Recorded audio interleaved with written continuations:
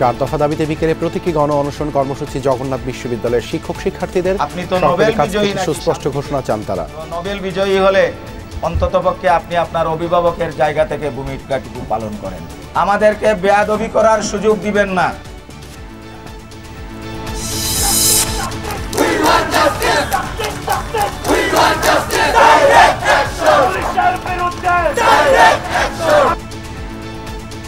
ঢাবি শিক্ষার্থী সাম্য হত্যার বিচার দাবিতে শাহবাগ থানা ঘেরাও ছাত্র সমাজের। সব অপরাধী গ্রেপ্তারে 48 ঘন্টার আলটিমেটাম। শাহবাগ থানা জানে কারা জড়িত। এটা কি আসলে স্বাভাবিক যে একজন খুন হলেন এবং তার যারা খুনি তারা বাইরে ঘুরে বেড়াবে? আমরা এখানে সুস্পষ্টভাবে সাম্য হত্যার সঠিক তদন্ত চাই। রাজনৈতিক ঐক্যমত্যের উপরই নির্ভর করছে নির্বাচনের দিনক্ষণ, বললেন বদিউল আলম মজুমদার। বৈধতা প্রশ্নে গণভোটের সম্ভাবনা নাকচ বিশেষ সহকারী। চলতি বছরের ডিসেম্বর থেকে আগামী বছরের জুনের মধ্যে একটা জাতীয় নির্বাচন। যত দ্রুত রাজনৈতিক দলগুলো ঐক্যমত্য পোষণ করবে তত দ্রুতই নির্বাচনের পথটা প্রশস্ত হবে। বিএনপি নেতাকর্মীদের সাথে সহিংসতার জেরে পাবনায় জামায়াতের সড়ক অবরোধ। গোপালগঞ্জে মাছের ঘের নিয়ে দুপক্ষের সংঘর্ষ।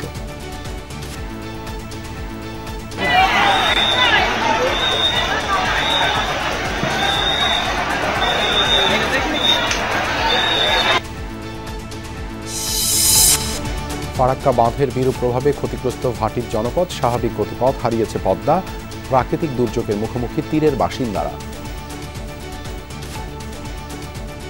ভারত সরকার এই ফারাক্কার যতগুলো গেট আছে সবকে উঠে নেয়। এই কারণে সব পানি আমাদের এই পূর্ববঙ্গে আসে, আমাদের সব বাড়িঘর ভেঙে নেয়। এখনই যদি এরকম হয় তাহলে পরবর্তী চুক্তি শেষে আমাদের কি অবস্থা হবে? ভারত পাকিস্তান যুদ্ধবিরতির সময় বাড়ল 18 মে পর্যন্ত। সামরিক খাতে বাজেট বাড়াচ্ছে নয়াদিল্লি, খবর দেশটির গণমাধ্যমের।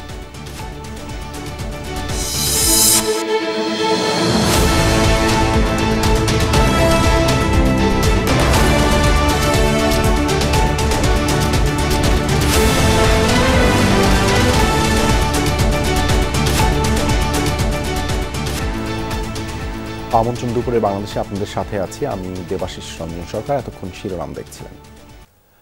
দাবি আদায় না হওয়া পর্যন্ত জগন্নাথ বিশ্ববিদ্যালয়ের শিক্ষক শিক্ষার্থীরা রাজপথ ছাড়বেন না। যৌক্তিক দাবি সরকারকে মানতেই হবে।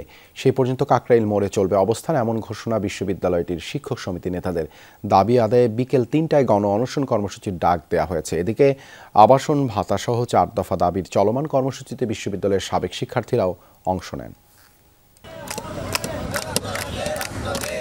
টানা তৃতীয় দিন কাকরাইলে অবস্থান জগন্নাথ বিশ্ববিদ্যালয়ের শিক্ষার্থীদের।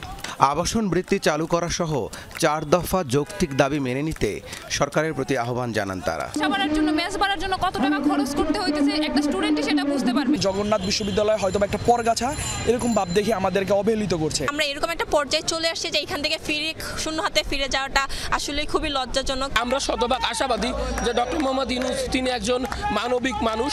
3 দিন ধরে আন্দোলন করা হচ্ছে, এখন পর্যন্ত প্রশাসনের দিক থেকে কোনো ধরনের সাড়া আমরা পাইনি। শিক্ষার্থীদের আন্দোলনে মাঠে আছেন শিক্ষকরাও। যোগ দিয়েছেন জগন্নাথ বিশ্ববিদ্যালয়ের ছাত্রদল, আছেন বিশ্ববিদ্যালয়ের সাবেক শিক্ষার্থীরাও। এ সময় অন্তর্বর্তী সরকারের কঠোর সমালোচনা করেন তারা। সময়ের ব্যাপার, সরকার নিশ্চয়ই ইতিবাচক সাড়া দিবে এবং সাড়া দেওয়ার মতো করে আমরা আন্দোলন গড়ে তুলব ইনশাআল্লাহ। সরকারের ধারণা নিষিদ্ধ সংগঠনের কারা এগুলোর সাথে সম্পৃক্ত আসলে না। আমাদের সাধারণ শিক্ষার্থীদের একটা মাত্র দাবি, আবাসন সংকট নিরসনের দাবিতে আমরা ঐক্যমত্য হয়ে আমরা এখানে আসছি। সরকারের সুস্পষ্ট ঘোষণা ছাড়া কর্মসূচি অব্যাহত রাখার কথা জানিয়েছে শিক্ষক সমিতি। উনার বাসা বেশি দূরে না, এখানকার সাউন্ড হয়তো বা উনার কানে যাচ্ছে। আমি অনুরোধ করছি স্যার, আপনি আমাদের সবার মুরব্বী, আপনার সন্তানদের এই দুর্দশা, আপনি তো নোবেল বিজয়ী নাকি শান্তিতে, তো নোবেল বিজয়ী হলে অন্ততপক্ষে আপনি আপনার অভিভাবকের জায়গা থেকে ভূমিকাটুকু পালন করেন। আমাদেরকে বেয়াদবি করার সুযোগ দিবেন না। অতীতে বারবার আবাসন সংকট সমাধানের প্রতিশ্রুতি দেওয়া হলেও বাস্তবায়ন হয়নি। তাই এবার দাবি আদায় করেই ক্যাম্পাসে ফেরার ঘোষণা দিয়েছেন আন্দোলনকারীরা। রাব্বি সিদ্দিকী, যমুনা নিউজ, ঢাকা। জগন্নাথ বিশ্ববিদ্যালয়ের শিক্ষক শিক্ষার্থীদের এই আন্দোলনের আরও খবর জানতে চাই। কাকরাইল থেকে যোগ দিচ্ছেন সহকর্মী সাইফুদ্দিন রবিন। এখন কেমন দেখছেন সার্বিক পরিস্থিতি? গণ অনশন কর্মসূচি সম্পর্কেও জানাবেন। দেবাশিস, গণ অনশন কর্মসূচি এটি মূলত ৩টার পর শুরু হবে, কিন্তু এর আগে টানা যে কর্মসূচি সেটি অব্যাহত রয়েছে এখনো। প্রচণ্ড খরতাপ, যেটি বারবার উল্লেখ করতে হয়, এই খরতাপের মধ্যেই আসলে অবস্থান নিয়ে আছে শিক্ষার্থীরা এবং শিক্ষকরাও তাদের সঙ্গে যোগ দিয়েছেন। দিনের শুরু থেকেই রাতভর যারা অবস্থান নিয়েছে গুটি কয়েক শিক্ষার্থী, পরবর্তীতে দিনের শুরু থেকেই দলে দলে আসলে শিক্ষার্থীদের এই যোগ দেয়া তাদের অবস্থান কর্মসূচিতে। যে 4 দফা দাবি, প্রথম দিনের হামলার ঘটনার বিচার এবং শিক্ষার্থীদের আবাসন সুবিধা নিশ্চিত করা, যতক্ষণ পর্যন্ত আবাসন সুবিধা নিশ্চিত হবে ততক্ষণ পর্যন্ত 70% আবাসন ভাতা প্রদান, এই দাবিগুলো নিয়ে তারা মূলত তাদের তৃতীয় দিনের মতো কর্মসূচি অব্যাহত রেখেছে। হুঁশিয়ারি দিয়েছে শিক্ষার্থী এবং শিক্ষকরা প্রত্যেকেই যে যতক্ষণ দাবি আদায় না হবে ততক্ষণ পর্যন্ত তাদের এই চলমান কর্মসূচি অব্যাহত থাকবে। তারা দাবি আদায় না করে ঘরে ফিরবে না, এমন হুঁশিয়ারি তারা দিচ্ছে।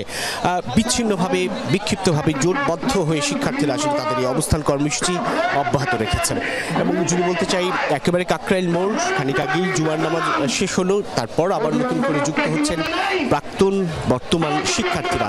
আজকের দিনে বিশেষত্ব বলা চলে এই কর্মসূচিতে সেটি হচ্ছে জগন্নাথ বিশ্ববিদ্যালয়ের প্রাক্তন শিক্ষার্থীরা, বিভিন্ন অ্যালামনাইরা মূলত সংহতি প্রকাশ করছেন তাদের এই বর্তমান বা শিক্ষার্থী যারা রয়েছে তাদের যে কর্মসূচি সেই কর্মসূচির সঙ্গে। এবং বিদেশের বিভিন্ন প্রান্ত থেকে আসলে এবং ঢাকার বাইরের শিক্ষার্থীরা, প্রাক্তন শিক্ষার্থীরাও আসলে অনেকে যুক্ত হয়েছেন এই কর্মসূচিতে সংহতি জানাতে। একদিকে কাকরাইল মোড়ের দুদিকের কথাই যদি বলতে চাই, একেবারে মৎস্য ভবন পর্যন্ত সড়ক, সেখানটাকে ব্লকেট দেওয়া, সেখান থেকে কাকরাইলের ডান পাশের প্রধান বিচারপতি বাসভবনের ওই পাশটা দিয়ে মূলত যান চলাচল করা সম্ভব হচ্ছে, কিন্তু প্রধান বিচারপতি বাসভবনের সামনে কাকরাইল মোড় এই অংশটায় পুলিশের ব্যারিকেড দেওয়া এবং আইন শৃঙ্খলা রক্ষার দায়িত্বে যারা রয়েছেন পুলিশ, বিজিবি এবং সেনাবাহিনী, তারা যমুনার প্রধান বিচারপতি বাসভবনের সামনে পুলিশের ব্যারিকেড থেকে যমুনা পর্যন্ত সড়ক সেখানটায় অবস্থান নিয়েছে। শিক্ষার্থীরা যেটা বলছেন, শান্তিপূর্ণ এই কর্মসূচি অব্যাহত রাখবেন তারা এবং তাদের কর্মসূচি যেন শান্তিপূর্ণ থাকে সেই দিকটাই শিক্ষার্থীদের সতর্ক থাকার আহ্বান স্পষ্ট করেছে। অব্যাহত রয়েছে কর্মসূচি তৃতীয় দিনের মতো এবং টানা তৃতীয় দিনের মতো এই কর্মসূচি অব্যাহত থাকবে এমন হুঁশিয়ারি শিক্ষক সমিতির সাধারণ সম্পাদক ঘোষণা করেছেন। গতকালকে ঘোষণা অনুযায়ী জগন্নাথ বিশ্ববিদ্যালয় শাটডাউনে রয়েছে, যতক্ষণ দাবি আদায় না হবে শিক্ষার্থীদের এই আবাসন সংক্রান্ত দাবি ততক্ষণ আন্দোলন অব্যাহত রাখার। ধন্যবাদ জানাচ্ছি রবিন আপনাকে। ঢাকা বিশ্ববিদ্যালয়ের শিক্ষার্থী ও ছাত্রদল নেতা শাহরিয়ার আলম শাম্মর হত্যাকারীদের গ্রেপ্তারে 48 ঘন্টার আলটিমেটাম দিয়েছে সাধারণ ছাত্র সমাজ। প্রতিবাদে শাহবাগ থানায় ঘেরাও করেছে শিক্ষার্থীরা। বেলা 12টার কিছু আগে থানা ঘেরাও কর্মসূচি পালন করতে রাজু ভাস্কর্য থেকে মিছিল নিয়ে শাহবাগ থানার সামনে আসে শিক্ষার্থীরা। সেখানে শাম্য হত্যাকারীদের গ্রেপ্তারের দাবিতে স্লোগান দেয় আন্দোলনকারীরা। পরে শিক্ষার্থীদের একটি প্রতিনিধি দল থানার ভেতরে প্রবেশ করে। পুলিশের ঊর্ধ্বতন কর্মকর্তাদের সাথে শাম্য হত্যাকারীদের গ্রেপ্তার নিয়ে আলোচনা করে তারা। থানা ঘেরাও কর্মসূচি শেষে শিক্ষার্থীরা জানান 48 ঘন্টার মধ্যে শাম্য হত্যাকারীদের গ্রেপ্তার করা না হলে রোববার ফের আন্দোলনে নামবেন তারা। এর আগে বেলা 11:30 নাগাদ রাজু ভাস্কর্যের সামনে শাম্য হত্যার প্রতিবাদে সমাবেশ করে ঢাকা বিশ্ববিদ্যালয়ের সাধারণ শিক্ষার্থীরা। সেই প্রতিবাদ কর্মসূচি থেকেই দেয়া হয় 48 ঘন্টার আলটিমেটাম। শিক্ষার্থীদের অভিযোগ, শাম্যর মূল হত্যাকারীকে রাজনৈতিক কারণে আইনের আওতায় আনা হচ্ছে না। তাছাড়া পুলিশি প্রহরায় তাকে পালাতে সাহায্য করা হয়েছে। এই ঘটনায় অর্থ লেনদেন হয়েছে বলেও অভিযোগ ঢাকা বিশ্ববিদ্যালয়ের সাধারণ শিক্ষার্থীদের। বাদ জুমা শাম্যর রুহের মাগফিরাত কামনায় মিলাদ মাহফিলের আয়োজন করা হয়েছে। শাহবাগ থানার কাছে জবাব চাইতে এসেছে যে এখনো কেন খুনিরা বাইরে ঘোরাফেরা করছে। আমরা এখানে সুস্পষ্টভাবে শাম্য হত্যার সঠিক তদন্ত চাই। সিসিটিভি ক্যামেরা দেখলে আমরা বুঝতে পারতাম যে কারা ওখানে ছিল, যে 10-12 জন হামলা করছে। সেই বিষয়গুলো আমাদেরকে কোনো কিছু না গণমাধ্যমকে দেখানো হচ্ছে না আমাদেরকে দেখানো হচ্ছে। এই ঘটনার সাথে যারা যারা জড়িত প্রকৃত তারাই আইনের আওতায় সেটা নিশ্চিত করার জন্য যত ধরনের প্রযুক্তিগত যত দিক নির্বাচন কবে হবে তা নির্ভর করছে রাজনৈতিক দলগুলোর ঐক্যমত্যের উপর। বল এখন দলগুলোর কোর্টে। দাবি প্রধান উপদেষ্টার বিশেষ সহকারী মনির হায়দার এবং ঐক্যমত্য কমিশনের সদস্য বদিউল আলম মজুমদারের। অন্তর্বর্তী সরকারের বৈধতা দিতে গণভোট দেওয়ার আলোচনাও নাকচ করেছেন তারা। বলেছেন এমন কিছু ভাবছে না সরকার। Lovely Bithi report. ক্ষমতাচ্যুত আওয়ামী লীগ সরকারের আমলে অনুষ্ঠিত ৩ নির্বাচনে ভোট বঞ্চিত ছিলেন ভোটাররা। তাই শেখ হাসিনার পতনের পর রাষ্ট্র সংস্কারের পাশাপাশি বড় হয়ে উঠেছে দ্রুত জাতীয় সংসদ নির্বাচনের দাবি। আমরা বারবার বলে আসছি যে স্পষ্ট রোডম্যাপ এবং দ্রুত নির্বাচন, ম্যাক্সিমাম এপ্রিল পার হওয়া উচিত নয়। এরই মধ্যে ডক্টর মোহাম্মদ ইউনূসের নেতৃত্বাধীন অন্তর্বর্তী সরকারের ৯ মাস পেরিয়েছে। আগামী ডিসেম্বর অথবা জুনে নির্বাচনের কথা বারবার বলেছেন সরকার প্রধান, কিন্তু এরপরও নির্বাচন নিয়ে দেখা দিয়েছে অনিশ্চয়তা। শীর্ষ রাজনৈতিক দল বিএনপি সহ বেশিরভাগ দলই সংস্কারের নামে নির্বাচনকে বিলম্বিত করার অভিযোগ তুলেছে। তবে জাতীয় ঐকমত্য কমিশনের সদস্য ডক্টর বদিউল আলম মজুমদার বলছেন, সংস্কার কোনো কৌশলের অংশ না, বরং প্রধান উপদেষ্টা দ্রুত সংস্কার কাজ শেষ করার তাগিদ দিয়েছেন। এক কমিশন আরেক কমিশনকে প্রভাবিত করার চেষ্টা করেনি। আলাপ আলোচনা যে হয় নাই তা নয়, কিন্তু প্রত্যেকে স্বাধীনভাবে কাজ করেছে এবং আমরা এখন স্বাধীনভাবে কাজ করতে পারছি কোনো রকম হস্তক্ষেপ ছাড়া। সংস্কার প্রস্তাব নিয়ে রাজনৈতিক দলগুলোর ঐক্যমত্যের ভিত্তিতে হবে জাতীয় সনদ। যদিও সাংবিধানিক কাউন্সিল, ক্ষমতার ভারসাম্য প্রতিষ্ঠা, প্রধানমন্ত্রীর মেয়াদ, ভোটের ভিত্তিতে আসন সহ নানা গুরুত্বপূর্ণ ইস্যুতে এখনও মতানৈক্য রয়েছে। এক্ষেত্রে দলগুলোর একমত হওয়ার ওপরই জাতীয় নির্বাচন নির্ভর করছে বলে জানিয়েছেন কমিশন সদস্য ডক্টর মজুমদার এবং প্রধান উপদেষ্টার বিশেষ সহকারী মুনির হায়দার। যত দ্রুত রাজনৈতিক দলগুলো ঐক্যমত্য পোষণ করবে এবং আমরা একটা জাতীয় সনদ প্রণয়ন করতে পারবো, তত দ্রুতই নির্বাচনের পথটা প্রশস্ত হবে। তো এখন বহুলাংশে বলটা রাজনৈতিক দলের কোর্টে। আশু করণীয় সেগুলোকে আলাদা করে সরকারের কাছে পাঠিয়ে দেওয়া হয়েছে, আর যেগুলো বাস্তবায়ন করবার জন্য নতুন আইন দরকার কিংবা পার্লামেন্টে আইন পাশ করা দরকার, এই 166টা বাস্তবায়ন করতে হলে এই যে কোনো একটা প্রক্রিয়ার মধ্য দিয়ে যেতে হবে, আর সেটা করতে হলে রাজনৈতিক দলগুলোর মতামত গুরুত্বপূর্ণ। অন্তর্বর্তী সরকারের অধীনে সংস্কার কার্যক্রম সহ সরকারের বৈধতা নিয়ে জাতীয় নির্বাচনের আগে গণভোট আয়োজনের আলোচনাও রয়েছে। এক্ষেত্রে সরকারের অবস্থান স্পষ্ট করেছেন প্রধান উপদেষ্টার বিশেষ সহকারী। মাননীয় প্রধান উপদেষ্টা যা করতে চান সেটার ঘোষণা তিনি দিয়েছেন, সেটা হলো চলতি বছরের ডিসেম্বর থেকে আগামী বছরের জুনের মধ্যে একটা জাতীয় নির্বাচন। এর বাইরে অন্য কোনো নির্বাচনের কথা তো তিনি বলেননি। সুতরাং এখানে যত জল্পনা কল্পনা, অভিযোগ, গুজব, গুঞ্জন, এগুলোর আর কোনো ভিত্তি থাকে? বিশেষ সহকারী জানান, প্রথম দফায় ঐকমত্য না হওয়া বিষয়গুলো নিয়ে আবারও রাজনৈতিক দলগুলোর সাথে বসবে জাতীয় ঐকমত্য কমিশন। নির্বাচন হওয়ার পর তো তার আর থাকার সুযোগ নেই, যারা নির্বাচিত হবে তারাই দেশ চালাবে। লাভলি বিথি, যমুনা নিউজ, ঢাকা। পাবনার আটঘরিয়ায় গতকাল বিএনপি জামায়াতের সংঘর্ষের জেরে আজ সড়ক অবরোধ করে বিক্ষোভ করেছেন জামায়াতের নেতাকর্মীরা। সকালে পাবনা চাটমোহর আঞ্চলিক মহাসড়কের দেবোত্তর এলাকায় অবস্থান নিয়ে বিক্ষোভ করেন জামায়াতের নেতাকর্মীরা। এ সময় বক্তারা দেবোত্তর ডিগ্রি অনার্স কলেজের ম্যানেজিং কমিটির অভিভাবক সদস্য নির্বাচন বাতিল ও জামায়াতের কার্যালয় ভাঙচুরের ঘটনায় জড়িতদের বিচার দাবি করেন। এর আগে গতকাল কলেজের ম্যানেজিং কমিটির অভিভাবক সদস্য নির্বাচন ঘিরে সংঘর্ষে জড়ায় বিএনপি ও জামায়াত নেতাকর্মীরা। এ সময় দু দলের কার্যালয়ে হামলা ও ভাঙচুর চালানো হয়। গোপালগঞ্জে মাছের ঘের কাটাকে কেন্দ্র করে দুপক্ষের সংঘর্ষে 10 জন আহত হয়েছে। সকালে কোটালীপাড়ার বর্ষাপাড়া গ্রামে হয় এই ঘটনা। স্থানীয়রা জানায়, আধিপত্য বিস্তার নিয়ে দীর্ঘদিন ধরেই বিরোধ গ্রামের ইব্রাহিম ফকির ও মোকসেদ ফকিরের মাঝে। সকালে ইব্রাহিমের লোকজন প্রতিপক্ষের জমিতে মাছের ঘের কাটতে গেলে মোকসেদ ও তার অনুসারীরা বাধা দেয়। প্রথমে কথা কাটাকাটি ও পরে সংঘর্ষে জড়ায় দুপক্ষের সময় আহত হয় 7 জন। খবর পেয়ে ঘটনাস্থলে গিয়ে পরিস্থিতি নিয়ন্ত্রণে আনে পুলিশ। আহতরা হাসপাতালে চিকিৎসাধীন। পুশিনের সংখ্যায় টহল জোরদার করেছে বিজিবি, সেখানে অবস্থান নিয়েছেন স্থানীয় বাসিন্দারা। বিজিবি জানায়, বিজয়নগরের নলগড়িয়া ও নোয়াবাদী সীমান্তের ওপারে শতাধিক মানুষকে জড়ো করার গোপন তথ্যের ভিত্তিতেই রাতেই টহল জোরদার করা হয়। সীমান্ত এলাকায় জড়ো হন স্থানীয়রাও। তারা জানান, পুশিন ঠেকাতে বিজিবিকে সহযোগিতা করতে অবস্থান নিয়েছেন তারা। এদিকে বিএসএফ ভারতীয় নাগরিকদের পুশিন করবে এমন খবরে ছড়িয়ে পড়লে বৃহস্পতিবার রাতে উত্তেজনা দেখা দেয় স্থানীয় বাসিন্দাদের মাঝে।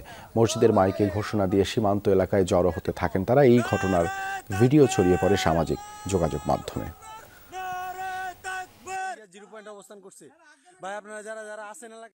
ভারত থেকে মুসলমান লামাই দিতেছে, তোমরা তাড়াতাড়ি যে জায়গায় না আসো দাঁড়িয়ে বেঁধে লয়ে আসো।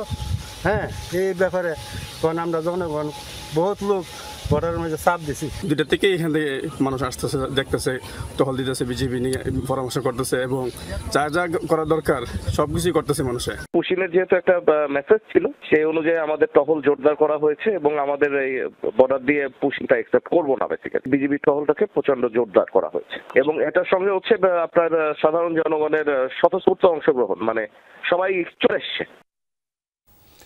সীমান্তে বিএসএফের পুশিন ঠেকাতে তৎপর বিজিবি। গারো পাহাড়ের পাদদেশে চলছে টহল। সেই সীমান্ত পরিস্থিতি সরেজমিনে দেখতে গিয়ে যমুনা টিভির নজরে আসে গুগল ম্যাপের কিছু পরিবর্তন। গুগল ম্যাপে বাংলাদেশ সীমান্তে বিজিবি ক্যাম্পের লোকেশন আগের মতো চিহ্নিত করা থাকলেও ভারতের অংশে বিএসএফ ক্যাম্পের লোকেশন এখন আর দেখা যাচ্ছে না। বিস্তারিত হোসাইন শহীদের প্রতিবেদনে। মেঘালয়ের গারো পাহাড়ের পাদদেশে ভারত বাংলাদেশ সীমান্ত।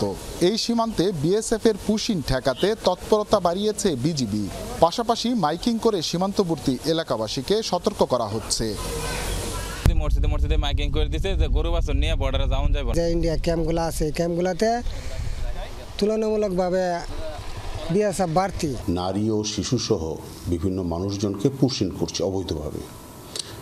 পার্শ্ববর্তী দেশের এই অপতৎপরতা রোধ করার জন্য আমরা সীমান্তে কড়া নজরদারির পাশাপাশি টহল সংখ্যা বৃদ্ধি করেছি। সম্প্রতি সীমান্ত এলাকায় অনুসন্ধান করতে গিয়ে যমুনা টিভির নজরে আসে গুগল ম্যাপের কিছু পরিবর্তন। হঠাৎ উধাও বিএসএফের ক্যাম্পগুলো। এই যেমন হালুয়াঘাটের গোবরাকুড়ায় বিজিবি ক্যাম্প চিহ্নিত করা দেখা যাচ্ছে। বিপরীত দিকে ভারতের এই অংশে আছে গাছুয়াপাড়া বিএসএফ ক্যাম্প, কিন্তু গুগল ম্যাপে এখন আর চিহ্নিত নেই। এই সীমান্তেই বান্দরকাতা বিজিবি ক্যাম্প গুগল ম্যাপে স্পষ্ট, কিন্তু নামছাপাড়া বিএসএফ ক্যাম্পের উল্লেখ নেই। এক পক্ষ আর এক পক্ষের দুর্বল দিকগুলো দেখতে পাচ্ছে, আর একটা পক্ষ আর এক পক্ষের দুর্বল দিকগুলো আইডেন্টিফাই করতে পারছে না। তাহলে মানে যারা দেখতে পারছে তাদের জন্য কিন্তু এটা খুব সহজ যে কোনো ধরনের অবস্থা সেখানে সৃষ্টি করা। বিশেষজ্ঞরা বলছেন বিষয়টি স্পর্শকাতর, যা নিরাপত্তার জন্য হুমকি। যদিও সীমান্ত সুরক্ষায় সর্বোচ্চ সতর্কতার সাথে কাজ করছে বিজিবি। গুগল ম্যাপে তাদের সেন্সিটিভ এরিয়াগুলো দেখা যাচ্ছে না। এই দেখা যাচ্ছে না, এটা তো কিছু মেসেজ দিচ্ছে আমাদেরকে।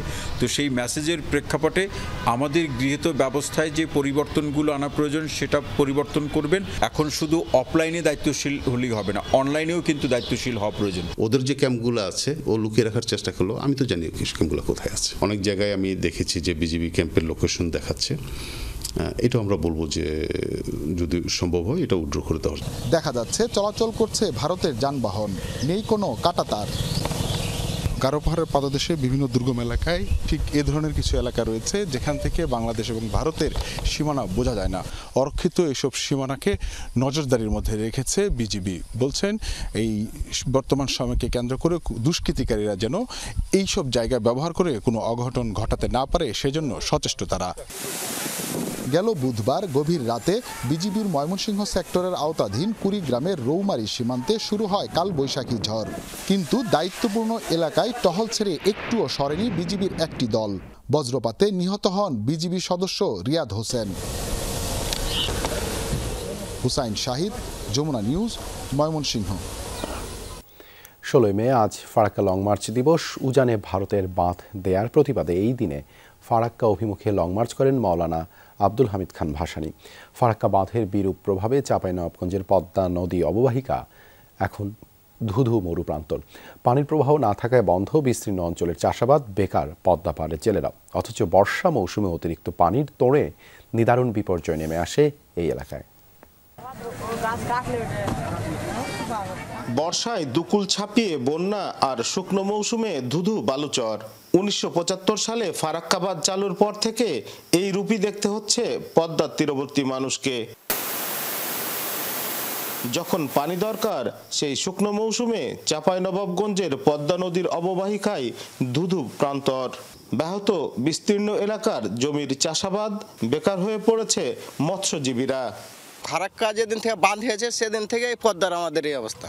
তাদের পদ্মাতে আগে প্রচুর পানি ছিল, প্রচুর পরিমাণে সুদ ছিল, এখন তো সুদই নাই, পদ্মাতে মাছ নাই। আমাদের জেলা মনে করেন যে নিষ্পাকে একেবারে অচাল হয়ে পড়ছে দিনের দিন। পানি উঠছে কম, মানে 10 ফিট খুঁড়িয়ে সরজমিন থেকে 10 ফিট খুঁড়িয়েও কল বসিয়ে খাল করে তারপরও পানি অল্প। বর্ষায় আবার উল্টো চিত্র। ভারত উজানের পানি ছেড়ে দেয়ায় দেখা দিয়েছে বন্যা, নদী ভাঙনের মতো প্রাকৃতিক দুর্যোগ। বিলীন হচ্ছে গ্রামের পর গ্রাম। ভারত সরকার এই ফারাক্কার যতগুলো গেট আছে সবকে উঠে নেয়, এই কারণে সব পানি আমাদের এই পূর্ববঙ্গে আসে, আমাদের সব বাড়িঘর ভেঙে নেয়। পাশাপাশি দেখা দিয়েছে সুপেয় পানির আকাল। এই সংখ্যাতেই ৪৯ বছর আগে মরণ ফাঁদ ফারাক্কা অভিমুখে লং মার্চ করেছিলেন মজলুম জননেতা মাওলানা আব্দুল হামিদ খান ভাসানী। এখন পানির প্রয়োজন, এখন পানি আমরা পাচ্ছি না। 1 বছর চুক্তি আছে, তাহলে এখনই যদি এরকম হয় তাহলে পরবর্তী চুক্তি শেষে আমাদের কি অবস্থা হবে? 1976 সালে মাওলানা ভাসানী তিনি বুঝতে পেরেছিলেন যে আমাদের এই ফারাক্কা বাঁধের কারণে পদ্মা নদী হয়তো মরুভূমিতে পরিণত হবে, যার কারণে তিনি লং মার্চ করেছিলেন এবং হেঁটে এসেছিলেন। আজ বাস্তবে তাই হয়েছে। ফারাক্কা সহ পদ্মার উজানে 24টি বাঁধের কারণে এই নদী হারিয়েছে তার স্বাভাবিক গতিপথ। সংকট উত্তরণে রাষ্ট্রীয় পর্যায়ে উদ্যোগ নেওয়ার বিকল্প নেই বলছে পানি উন্নয়ন বোর্ড।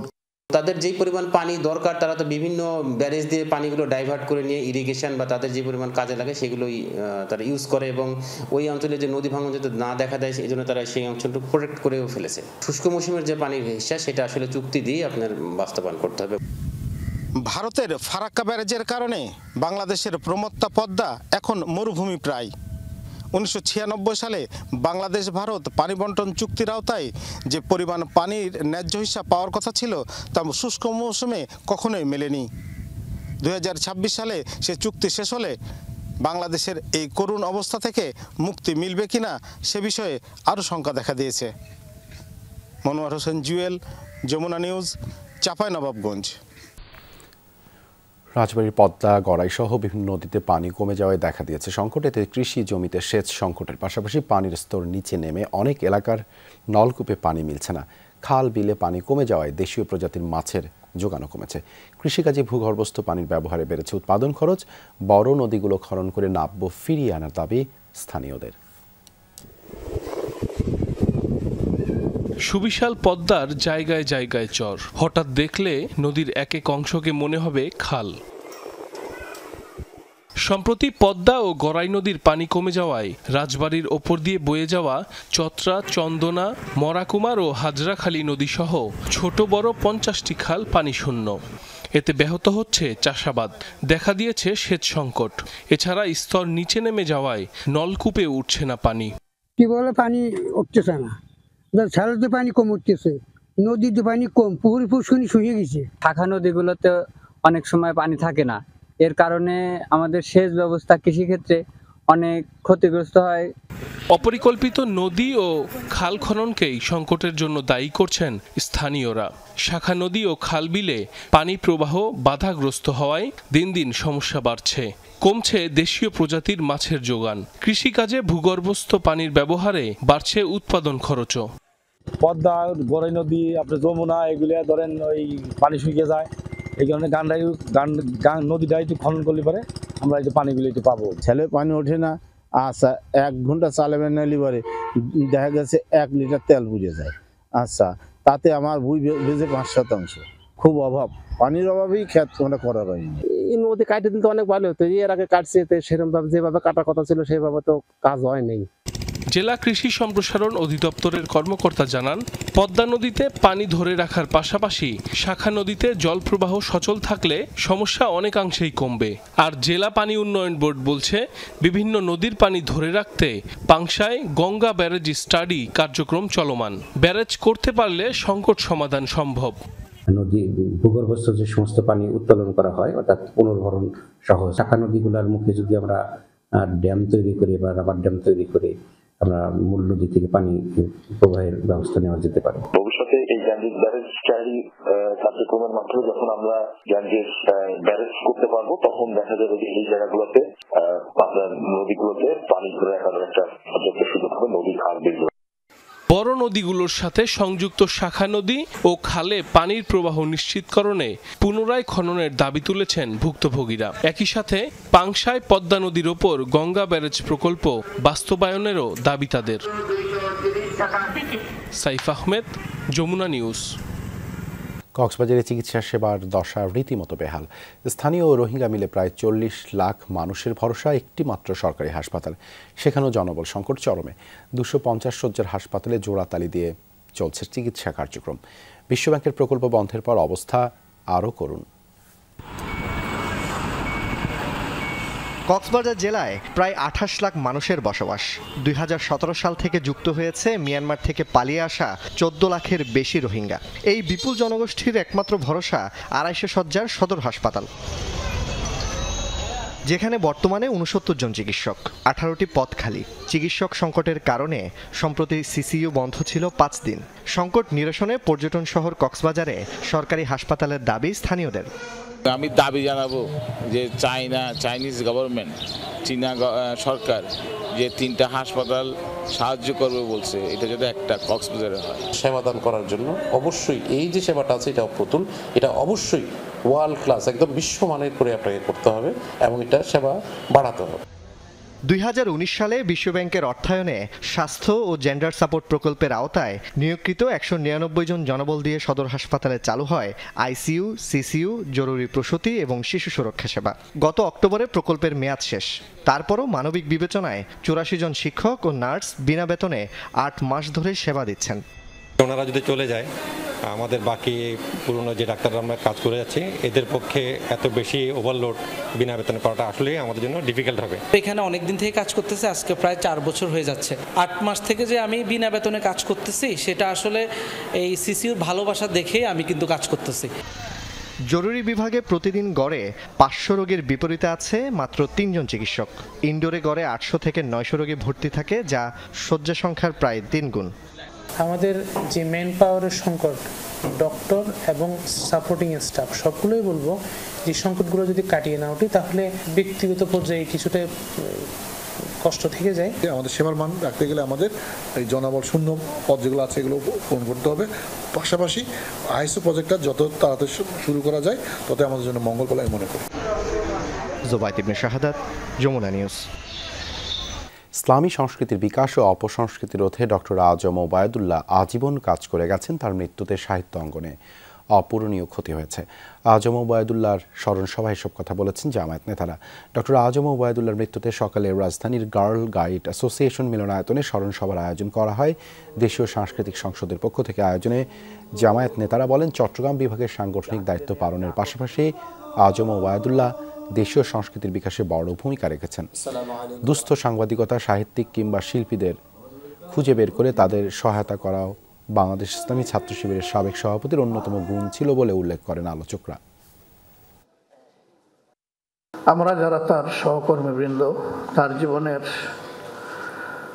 ভালো ভালো কাজের এই প্রবন্ধ, এই কবিতা, আমি ওই হাতে লেখা কবিতা প্রবন্ধ বলছি না, আমি কাজের বাস্তব কবিতা বলছি। সেই কবিতাগুলো যেন মন দিয়ে বুঝি, পাঠ করি, অনুসরণ করি, আল্লাহ যেন তৌফিক দেন। আল্লাহ তাআলা যে ঘাটতিটা পড়েছে এটা যেন পূরণ করে দেন। পরিবারকে যেন আল্লাহ সবরে জামিল আতা করেন। দেশে বর্তমান প্রেক্ষাপটে অন্তর্বর্তী সরকারকে সুষ্ঠু নির্বাচন দেওয়ার আহ্বান জানিয়েছেন বিএনপি চেয়ারপারসনের উপদেষ্টা জয়নুল আবদিন ফারুক। জাতীয় প্রেস ক্লাবে লেবার পার্টির আলোচনা সভায় কথা জানান তিনি। বলেন, দেশে শান্তি শৃঙ্খলা ফেরাতে নির্বাচন প্রয়োজন। তিনি আরও বলেন, করিডোর ইস্যুতে নির্বাচিত সরকার সিদ্ধান্ত নেবে। বলেন, সাবেক রাষ্ট্রপতি আব্দুল হামিদের দেশ ত্যাগ এবং সাম্য হত্যার ঘটনার তদন্ত করে লাভ নেই, কাউকেই আর ফেরানো সম্ভব নয়। এ সময় বিএনপির স্থায়ী কমিটির সদস্য নজরুল ইসলাম খান বলেন, বিএনপির দীর্ঘ লড়াইয়ের ফল জুলাই আগস্টের গণ অভ্যুত্থান। সেই এক দফা অর্জিত হলেও ভোটের অধিকার প্রতিষ্ঠা হয়নি এখনো। তিনি বলেন, ইসি বলছে ডিসেম্বরের মধ্যে নির্বাচন দিতে প্রস্তুত তারা, তাহলে কোন যুক্তিতে ডিসেম্বরের পরে নির্বাচন হবে, রাখেন সেই প্রশ্ন। জুলাই বিপ্লবের হাজার ছাত্রকে পঙ্গু করে দেওয়া, আত্মহত্যা দেওয়া সেই লোকগুলোর কথা স্মরণ করেন, তাহলে আপনার এখন গুরু দায়িত্ব একটি, এদেশের মানুষের কাছে একটি নিরপেক্ষ নির্বাচন উপহার দেওয়া। নির্বাচন কমিশন বলেছে যে জুন মাসের মধ্যে তারা জাতীয় নির্বাচন অনুষ্ঠানের সব প্রস্তুতি সম্পন্ন করতে পারবে। তাহলে নির্বাচন কমিশনের ডিসেম্বরের মধ্যে নির্বাচন করতে কোনো অসুবিধা নাই। আমি বলতে চাই, যারা এটার বিরোধিতা করছেন তারা শুধু বলুন যে কোন যুক্তিতে ডিসেম্বরের পরে করতে হবে নির্বাচন। জামালপুরের বকশীগঞ্জে মুখমণ্ডল পুড়িয়ে দেয়া এক নারীর মরদেহ উদ্ধার করেছে পুলিশ। সকালে উপজেলার বগারচর বান্দের পাড় এলাকায় একটি পাটক্ষেত থেকে মরদেহটি উদ্ধার করা হয়। স্থানীয়রা জানায়, ভোরে খেতে কাজ করতে গিয়ে অজ্ঞাত নারীর মুখমণ্ডল পুড়িয়ে দেয়া বিবস্ত্র মরদেহ দেখতে পায় কৃষকরা। বিষয়টি জানাজানি হলে থানায় খবর দেয় এলাকাবাসী। পরে পুলিশ ঘটনাস্থলে গিয়ে মরদেহটি উদ্ধার করে। রাজধানীর মানিক মে এভিনিউতে অনুষ্ঠিত হচ্ছে নারীর ডাকে মৈত্রী যাত্রা। সেখানে আছেন সহকর্মী সুমাইয়া ঐশী। যাচ্ছি তার কাছে। ঐশী, নারীর ডাকে মৈত্রী যাত্রায় কারা অংশ নিচ্ছেন, কেমন সমাগম হয়েছে?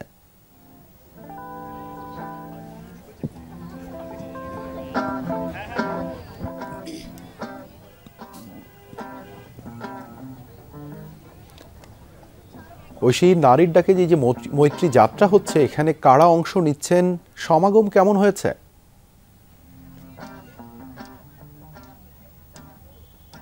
দেবাশিস, মূলত এখানে 51টি নারী সংগঠন, নারী শ্রমিক, তারপর শিক্ষার্থী আছেন এবং নানা পেশাজীবীরা আছেন। তারা বিভিন্ন নারী সংগঠন, প্রগতিশীল নারী সংগঠনের সকলে রয়েছেন এখানে এবং তারা আসলে মূলত নারীর যে সম অধিকার, নারীর প্রতি সাম্প্রতিক সময়ে যে ধরনের সমস্যাগুলো তৈরি হয়েছে এবং যে ধরনের বিষয়গুলো আসলে লক্ষণীয় হচ্ছে, সেইগুলোর বিপরীতে আসলে তারা কথা বলতে এখানে একসঙ্গে জড়ো হয়েছেন। গতকাল কিন্তু এই অনুষ্ঠান সম্পর্কে একটি সংবাদ সম্মেলন হয়েছে, সেখানেই এই কর্মসূচির মূলত ঘোষণা আসে এবং সেখানে আসলে বলা হয়েছে যে জুলাই গণ অভ্যুত্থানে যে নারীর অগ্রণী ভূমিকা ছিল, সেটি কোথাও না কোথাও এখন গিয়ে সেটিকে ঢেকে দেওয়ার চেষ্টা করা হচ্ছে বা কিছুটা ছোট করে দেখানোর চেষ্টা করা হচ্ছে।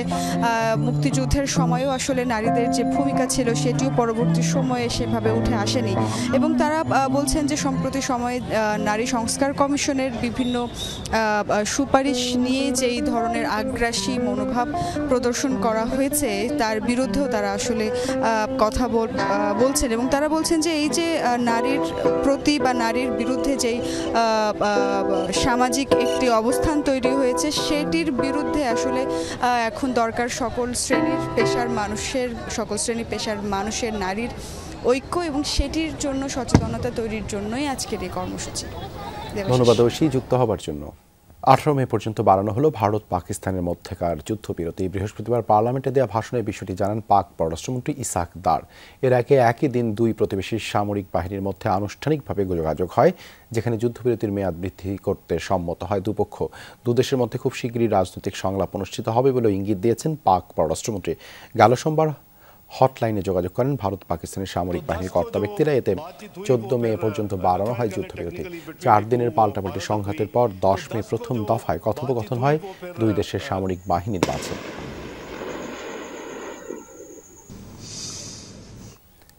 পাকিস্তানের সাথে যুদ্ধ সংঘাতের জেরে এবার প্রতিরক্ষা খাতে বাজেট বাড়াচ্ছে ভারত। সূত্রের বরাত দিয়ে এই তথ্য প্রকাশ করেছে দেশটির গণমাধ্যম এনডিটিভি। প্রতিবেদন অনুসারে সামরিক বাজেট আরও 50,000 কোটি রুপি বৃদ্ধি করেছে মোদী সরকার। ফলে এই খাতে বরাদ্দ ছাড়াবে 7 লাখ কোটি। পেহেলগামে সন্ত্রাসী হামলার জেরে প্রথমে হুমকি হুঁশিয়ারি, পরে সম্মুখ লড়াইয়ে জড়ায় ভারত ও পাকিস্তান। 100 ঘন্টার যুদ্ধে ক্ষয়ক্ষতির প্রকৃত হিসাব দেয়নি কোনো দেশই, তবে লোকসানের চিত্র ফুটে উঠেছে বিভিন্ন গণমাধ্যমে। অপারেশন বুনিয়ান উন মারসুস পরিচালনার মাধ্যমে বেশ কিছু ভারতীয় সামরিক স্থাপনা ধ্বংসের দাবি পাকিস্তানের। অবশ্য সত্যতা স্বীকার করেনি নয়াদিল্লি। তবে প্রতিরক্ষা ব্যবস্থা আরও শক্তিশালী করতে সামরিক বাজেট বাড়াচ্ছে দেশটি। সূত্রের বরাতে এমনই দাবি করেছে ভারতীয় গণমাধ্যম এনডিটিভি। প্রতিবেদনে দাবি করা হয়, নতুনভাবে সামরিক খাতে বাজেট আরও 50,000 কোটি বাড়াবে নয়াদিল্লি। বর্তমানে এই খাতে দেশটির বাজেট 6,81,000 কোটি রুপি। এমনকি আসন্ন বাজেটে অতীতের তুলনায় প্রতিরক্ষা খাতেই ভারত সরকারের সবচেয়ে বেশি বরাদ্দ, যা মোট বাজেটের 13%। এনডিটিভির প্রতিবেদন আরও বলা হয়, শীতকালীন অধিবেশনেই অনুমোদন পেতে পারে বর্ধিত এই বাজেট প্রস্তাবনা। গবেষণা, সামরিক খাতের উন্নয়ন এবং অস্ত্র গোলাবারুদ কেনায় খরচ হবে এই বরাদ্দ। পাশাপাশি ইসরায়েলি আয়রন ডোমের মতোই মিসাইল প্রতিরক্ষা ব্যবস্থার দিকে সরকারের নজর। ক্ষমতায় আসার পরই প্রতিরক্ষায় বাড়তি দৃষ্টি মোদী সরকারের। প্রথম বছরই এই খাতে বাজেট ছিল 2,29,000 কোটি রুপি, যা শিগগিরই ছাড়িয়ে যাবে 7 লাখ কোটির ঘর। মোস্তফা মাহমুদ, যমুনা নিউজ। ঐতিহাসিক নাকবা দিবস উপলক্ষে এবার ফিলিস্তিনের মুক্তির দাবিতে বিক্ষোভ হয়েছে ইসরায়েলের রাজধানী তেল আবিবে। ইসরায়েলি আগ্রাসন বন্ধ এবং ফিলিস্তিনদের মুক্তির দাবিতে বিক্ষোভ হয়েছে স্পেন, ফ্রান্স সহ ইউরোপের বিভিন্ন দেশে। ৭৭ বছর আগে ১৯৪৮ সালের ১৫ই মে সূচনা হয়েছিল ফিলিস্তিনিদের জাতিগত নিধনের। এদিনই নেওয়া হয়েছিল ইসরায়েলি রাষ্ট্র গঠনের পদক্ষেপ। এরপর থেকে নাকবা অর্থাৎ বিপর্যয়ের দিন হিসেবে পালিত হচ্ছে। ঐতিহাসিক নাকবা দিবসে ফিলিস্তিনবাসীদের পক্ষে বিক্ষোভে উত্তাল ইসরায়েলের রাজধানী তেল আবিবের রাজপথ। তেল আবিব বিশ্ববিদ্যালয়ে জড়ো হন ফিলিস্তিনপন্থী বিক্ষোভকারীরা। এতে অংশ নেন বিভিন্ন বিশ্ববিদ্যালয়ের শিক্ষার্থী, ইসরায়েলি আরব সম্প্রদায়ের সদস্য সহ বহু সমর্থক। গাজায় ইসরায়েলি আগ্রাসনের নিন্দা জানিয়ে দেয়া হয় স্লোগান। বিশেষ দিনটি উপলক্ষে স্পেনের রাজধানী মাদ্রিদে জড়ো হন শত শত ফিলিস্তিনপন্থী সমর্থক। ফিলিস্তিনের পতাকা হাতে গাজায় সহিংসতা এবং সেখানকার মানবিক পরিস্থিতির বিরুদ্ধে স্লোগান দেন বিক্ষোভকারীরা। সংকট নিরসনে আন্তর্জাতিক সম্প্রদায়কে দ্রুত পদক্ষেপ নেয়ার আহ্বান জানান তারা। এছাড়াও ফ্রান্স, জার্মানি সহ বিশ্বের নানা দেশের মানুষ গাজাবাসীর মুক্তির দাবি নিয়ে পালন করে ঐতিহাসিক এই দিবসটি। অনেক স্থানে পুলিশি বাধার মুখেও পড়েন বিক্ষোভকারীরা। কি হয়েছিল এদিনে? কেন ফিলিস্তিনবাসীদের জন্য এত গুরুত্বপূর্ণ এদিন? প্রতিবছর 15 মে দিনটিকে সারা বিশ্বের ফিলিস্তিনিরা পালন করেন বিপর্যয়ের দিন অর্থাৎ নাকবা দিবস হিসেবে। কারণ 1948 সালের এই দিনেই ইসরায়েল রাষ্ট্র গঠনের মাধ্যমে সূত্রপাত হয় ফিলিস্তিনিদের জাতিগত নিধনের। 1947 থেকে 1949 সালের মধ্যে জায়োনিস্ট মিলিশিয়ারা ফিলিস্তিনের শহর ও গ্রামে হামলা চালায়, হত্যা করে প্রায় 13,000 ফিলিস্তিনিকে, ধ্বংস করে 530টিরও বেশি গ্রাম, উচ্ছেদ করে 7.5 লাখ ফিলিস্তিনিকে। এরপর থেকে প্রতি বছরই দিনটিকে নাকবা দিবস হিসেবে পালন করে আসছে ফিলিস্তিনিরা। রেজওয়ানা সায়মা, যমুনা নিউজ। এই ছিল দুপুরে বাংলাদেশে। এতক্ষণ সাথে থাকার জন্য ধন্যবাদ সবাইকে।